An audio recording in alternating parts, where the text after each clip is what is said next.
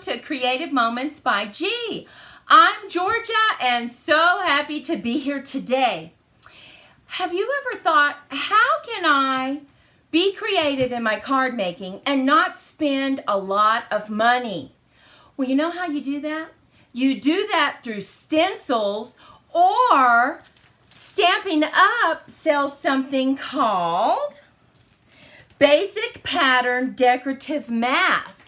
And it only costs $6 and you get 3 different stencils. Look at this. You get a polka dot one. Now that is so cool, right? You can do lots of things with this one. And it also has trees, and I'm going to show you a beautiful card that we made with this. And then it has, let me see, it also has another one, but I'm going to show you that one later on. We're going to use that one to make our card. Now, I want to remind you, if you haven't subscribed to us, we would so much appreciate that if you take just a moment and click the subscribe button and help us grow our channel. Let's go ahead and head down to the crafting table. Let me show you one of the cards. Now, remember I told you about the trees. Now, look what you can do with this. I'm going to get it really close. With that stencil, we stenciled dark first, and then we moved it over to the side, and they just call that sliding your stencil. And then we used a lighter ink to give us that background to where it looks like a forest. Isn't that cute? And then, of course, who doesn't love our little owl? Trick or treat. This is one technique. It's just called sliding. You do the first mask really heavy, and then you slide it over and you do a lighter mask. Now, I'm going to show you 2 other cards later on, but let's go ahead and get started with our Christmas card that we are going to make. And I also have a really special technique that I think you'll want to stick around to the end, where we use some gilding wax for it. Okay, so the first thing we're going to do, here's the mask we're going to use, or stencil. Stampin' Up! Calls them masks, but you know, other people call them stencils. We're going to take a piece of paper that's a little bigger than what we would normally use for our first mat on our card, because we want to cut it down to size.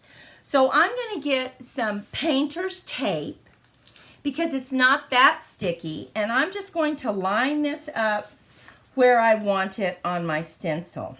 Now, another tip for you, if you're working with stencils, of course, is to go ahead and use that repositional glue that you can spray, right? You can do that, and that works really well. Now, I'm going to get out my daubers, and I'm going to get out my 2 colors I'm going to work with. I'm going to work with Real Red, and I'm going to work with Granny Apple Green. Now, I'm going to alternate these colors. Now, there's several ways you can do that. If you want to, and if you have, like, say, a flower with leaves, you could mask the areas that you're not going to color. You can certainly do that. But I'm going to be very careful, and I'm going to just go ahead and use my color. So I'm going to ink that up really well. I'm going to push it in, and I want this first row right here. So we're going to go ahead and just get this. And, you know, a lot of times on stencils, if they're detailed stencils, like the one that has the trees on it, you want to be very careful. And so you just want to pounce. They call this pouncing. And you don't want to just drag it over, because you might tear it. I'm just being very careful that I don't get it on the other one. And it's okay if I get it a little bit. It won't matter. Now, the next one, we're going to go ahead and move over and do our green. So I'm going to load up this dauber and get a lot of green on it, and I'm just going to go over it just like that. But I really like using these daubers. I think it gives you a lot of control. Okay, we're going to come back in with the red. We're going to make a Christmas card, but I do have a fall card to show you that used this very stencil, and we used an ombre kind of coloring.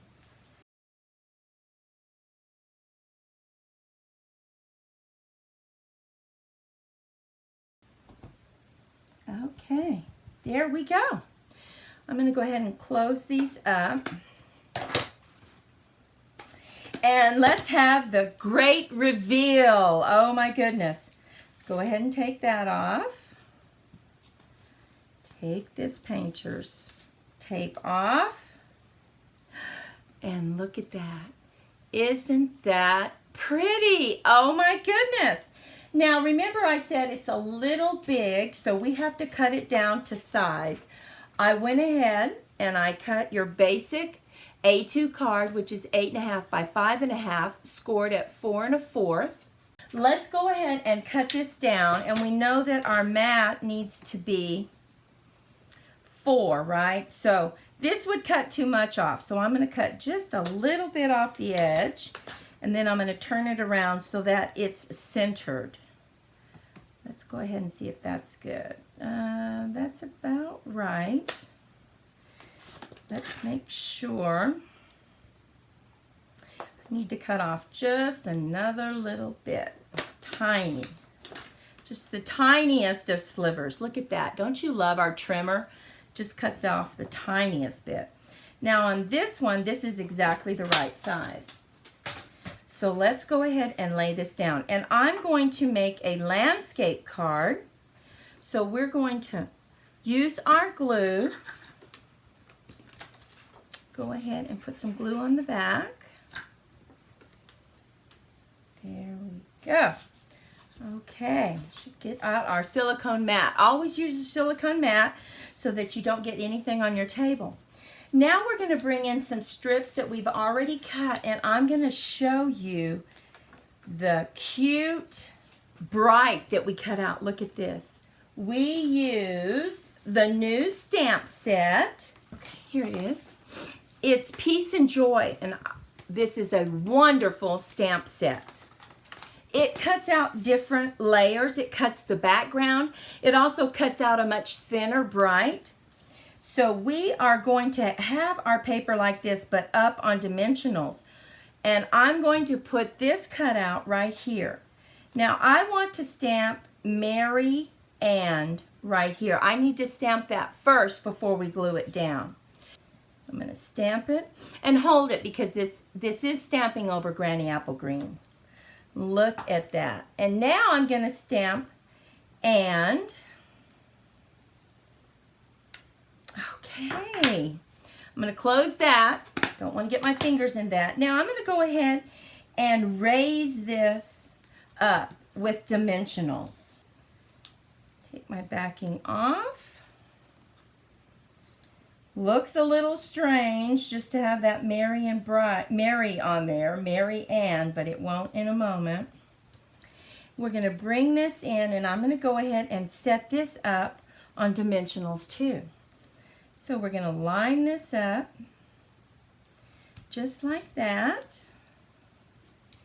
And now we are ready to glue this down on the background. Now I'm going to go ahead and set it up on dimensionals. I have another technique to show you that is so pretty with these, with any stencil that you have. It's so pretty. Now look at that. We're not quite through yet, but isn't that pretty? Now I went ahead and I used the same stamp and the die cut, and I'm going to put this little guy right here, and then I'm going to put some rhinestones on him. So let's go ahead and just put a little bit of glue. Get this right here. And then I'm going to bring in my rhinestones and use my take your pick tool to get 3 little berries. Put one more little jewel. Oh my goodness. Now look at that. Is that not cute? Now we need to go ahead and do the inside. And I think what we'll do is we'll go ahead and we'll use our Granny Apple Green, and we'll just put some more holly in there because we already said merry and bright. We'll just put this right here. And then we'll bring in our real red and pick up our little berries to add to our holly. Let's take a look at this card. What do you think? We used that stencil to color and to stamp the front. We used the stencil, like I showed you earlier, to do our sliding that we talked about, where you bring in the trees heavy with one color, you slide it over and use a lighter color. Now remember I told you about the ombre. This is the exact same stencil we just used, but we went dark and then we went lighter at the bottom. Now this actually comes with, I think, four stencils, because we have the trees, we have this, we have the bubbles, circles, and then we have kind of like a flourish card. And that's what this one will do. Look what I did. Here is another tip. You can run your stencils through your die cutting machine. Now, what sandwich do you use? That really depends on your die cutting machine, whichever one you're going to use. And you may have to put some extra paper in there to get that to come up. But look at that. Isn't that pretty? So you can actually use it as a stencil, but you can emboss your paper too. Now you might say, well, what do you do with this? The reason I did it in black is I wanted to show you how pretty it can be. If you get some gilding wax. Now I like to use it with my finger. Some people use a brush, a paintbrush, but I just don't think you have the control with the paintbrush because you don't want to use too much of it. And I take a piece of paper and I go ahead and I just put it off to the side, and then I very lightly go over. Now look at this come to life. Oh my goodness. Now I won't finish this card, but can you imagine if you put this on a gold card? Let me go ahead and get this gilded for you. Oh, so pretty. What do you think about this technique? Doesn't this look old-timey? Look at that. So that's just another technique that you can do with your stencils that you might buy. So here's our card that we did today. Here's the cute little card that we showed you for Halloween, where we did the sliding technique using our stencils. This is the ombre technique, where you start darker and then go lighter. And then finally we have our two-toned. Look at this one. We used our daisy punch.